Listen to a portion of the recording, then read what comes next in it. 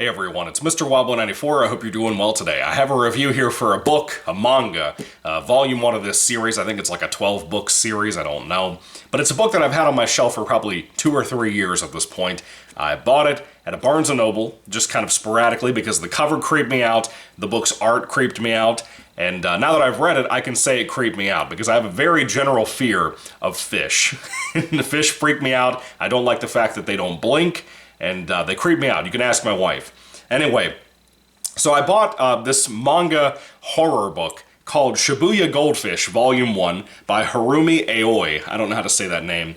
I'm sorry for mispronouncing it. It's about 220 pages long, and I loved it. I thought it was so good. But it does worry me that maybe it's one of those books that Volume 2 and onwards may not live up to how good this was. I'm not going to say that officially. I haven't read any of them, but what if they don't, is what my fear is. But this is clearly a horror book focused around giant fish attacking a town. We follow a main character named Hajime Tsukiyoda. He kind of just goes by Tsukiyoda as far as I know. He's a young man who loves to make movies, and he goes kind of into a downtown area called Shibuya, I assume. I don't know anything about Shibuya. I don't know if that's a real place or not.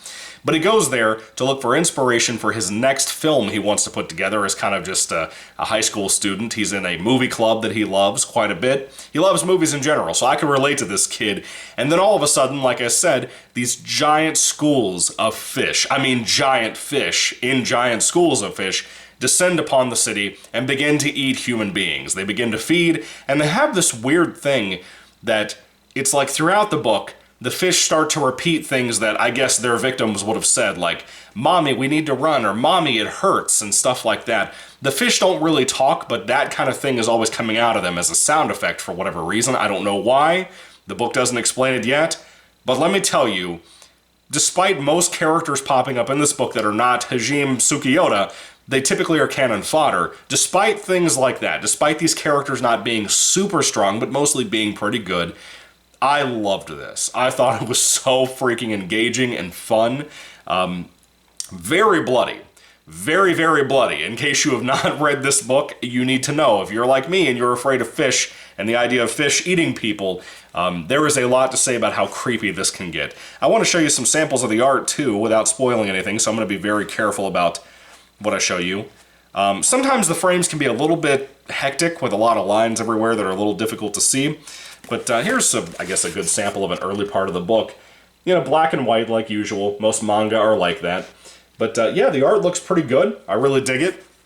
And I like Tsukiyoda as our main character. I think he's a pretty solid, fun protagonist that's just fun to hear him talk about movies. And in this situation, he doesn't talk as much about that as I would have loved. But man, if this guy was real, I could sit down and have a total conversation with this kid.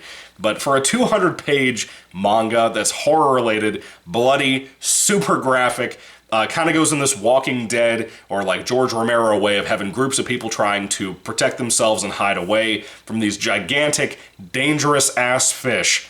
I loved it. I thought everything it could have done well, it did extremely well. It was a blast to read, super fun and enjoyable, and I cannot wait to read every volume that I could possibly find, God willing. So, I don't really have much more to say. Book reviews fly by way quicker than movie reviews when I do that on other channels, so that's a cool thing. Volume 1 of Shibuya Goldfish, do I recommend it? If it doesn't sound like that yet, what have you been listening to? Shibuya Goldfish was a blast. I recommend it to anybody, horror fan, non-horror fan, manga, comic fan, whatever you might be. I would recommend this to you if you want a really good, crazy, over-the-top, kind of Japanese manga horror story. It's a blast. It's absolutely horrifically graphic, like I said. There's a lot of people losing limbs and their faces and stuff like that in here. So if you like that kind of thing, if you're looking for that kind of thing and you have a fear of fish like mine, this is great. This will be something right up your alley, I think. When it comes to Shibuya Goldfish Volume 1, if I had to rate it on a 5-star basis, I would easily give this a 5 out of 5 stars. I had a blast with it. Again, I wish the characters were a little bit stronger. This is something I deal with a lot of the time when I read manga, because the first volume a lot of the time is not the strongest thing ever. And this has that supernatural bend to it too that I wasn't expecting.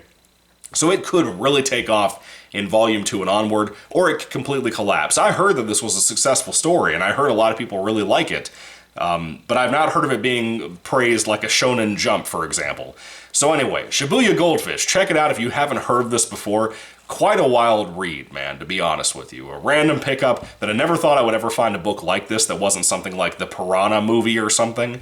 But this one fucked me up quite a bit. And I told my friends a lot about that during Christmas break, about how bad this really affected me. So check it out. It's my big recommendation for the year, honestly. Anyway, Shibuya Goldfish Volume 1. Great read, 5 out of 5 stars, like I said in summary.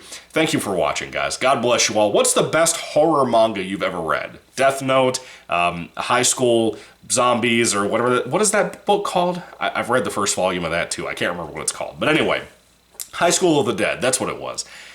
Anyway, thank you all for watching, guys. God bless you all, and goodbye.